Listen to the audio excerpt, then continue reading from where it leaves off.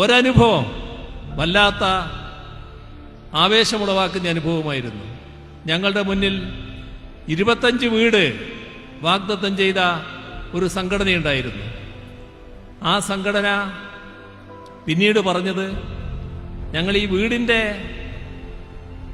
ഒരു വീടിന് വേണ്ടി തരേണ്ട പണം എത്രയെന്ന് നിശ്ചയിച്ചു. അത് 20 ലക്ഷമാണ്. ചിലപ്പോൾ 20 ലക്ഷത്തിലധികമാകാം, 20 ലക്ഷത്തിൽ കുറവാകാം. പക്ഷേ 20 ലക്ഷം രൂപ ഒരാൾ തരിക, അതിന് അവരൊരു വീട് സംഭാവന ചെയ്തു എന്ന് കണക്കാക്കും. ഇതാണ് സർക്കാർ വ്യക്തമാക്കിയത്. അങ്ങനെ വന്നപ്പോൾ ആ 25 വീട് നേരത്തെ ഓഫർ ചെയ്ത സംഘടന സമാഹരിച്ച പണമുണ്ട്.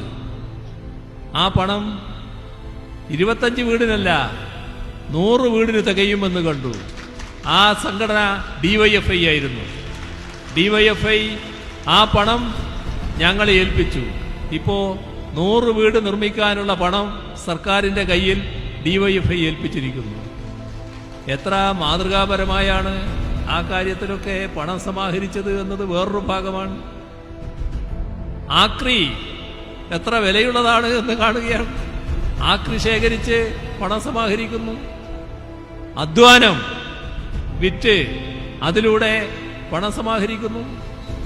പലതരത്തിലുള്ള ഇത്തരം മാതൃകാപരമായ നടപടികളിലൂടെയാണ് അവര് പണം സമാഹരിച്ചത്.